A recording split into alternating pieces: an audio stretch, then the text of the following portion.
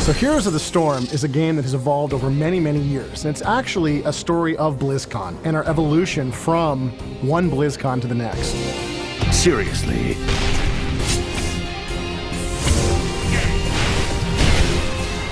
We brought this game first to Blizzcon in 2010 as really an example of what our map editor could do. We just wanted to show people how powerful our tools were, but people loved the game. Then we brought it back in 2011, and again, people were really enjoying this game. We got more and more passionate about it inside Blizzard, and we really wanted to see what we could do with this hero brawler genre. Once we made the decision to make Heroes of the Storm its own game, it really set us free to change the game fundamentally and take the genre in a new direction. First and foremost, we had to challenge ourselves to create a game that was really fun and really easy to get into for new players, but at the same time really emphasized team gameplay and had a lot of depth on the other end. One of the first things that we knew we wanted to change with the game was match length. With an average match length of just 15 to 20 minutes, we've concentrated the gameplay down to its most fun elements and allows you to get into a match, have fun, get out, and do it all over again. Victory. What we've done is we've come up with a world called the Nexus. And a Nexus is a clash of all realities, as well as Blizzard universes. We get to combine every single one of our Blizzard franchises together. We get heroes like Thrall and anti-heroes like Arthas. We have Kerrigan and Raynor. We got Diablo, Tyrael, all of them together in one game, fighting each other to see who's the best of the best. You're in my way.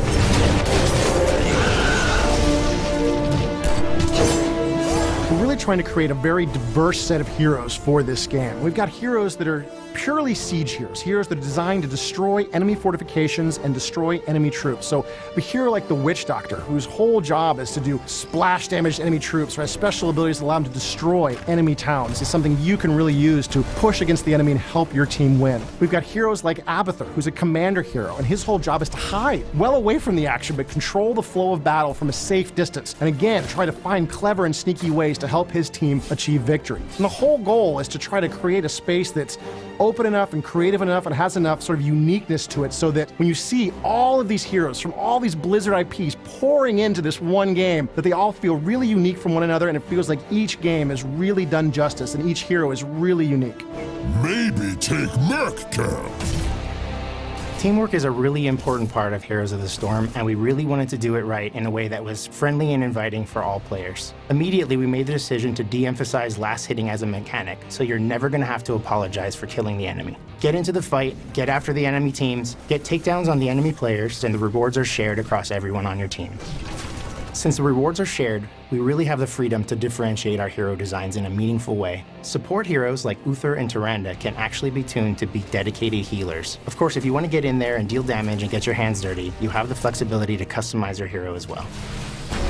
We really wanted to make character customization really central to the game, something you want to do a lot to really maximize the strategic potential of your hero. So we've got ways that you can choose how this hero will fight in battle. One of the best examples is the ability to choose your own heroic ability. This is sort of like the ultimate ability in other hero brawler games. This is the ultimate expression of your hero's firepower. So for example, if you're playing as Arthas, you can choose whether you want to summon Sindragosa to the battlefield, this giant frost-breathing undead dragon, or you want to summon a massive army of the undead to attack your opponent. Each of these choices really changes how Arthas will play on the battlefield.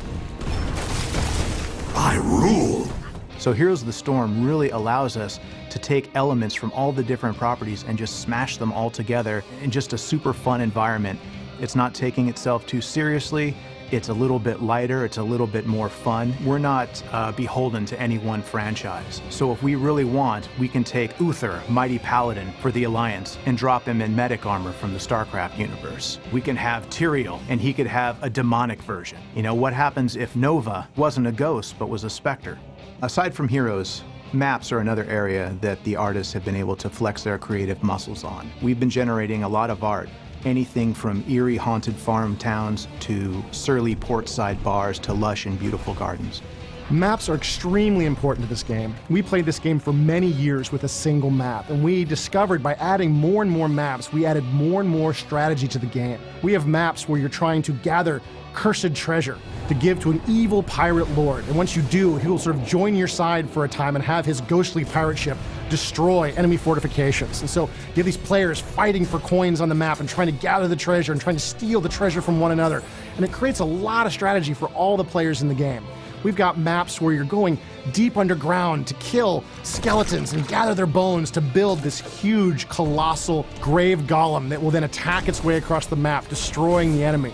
Everything we're doing with these maps is all about giving players more strategy, more options, and keeping it fresh, giving us a chance to constantly introduce not just these maps, but more maps in the future that will create more and more strategy for many years to come. The Raven Lord demands tribute. Heroes of the Storm is Blizzard's version of the hero brawler genre, and it's going to have everything that you can expect from a Blizzard game. Fantastic gameplay, art, humor, fun, and to top it all off, you get to play in all of the Blizzard universes at one time. So as an artist, that's one of the most fun things in the world, and I hope that everybody out there has as much fun playing the game as we had working on it.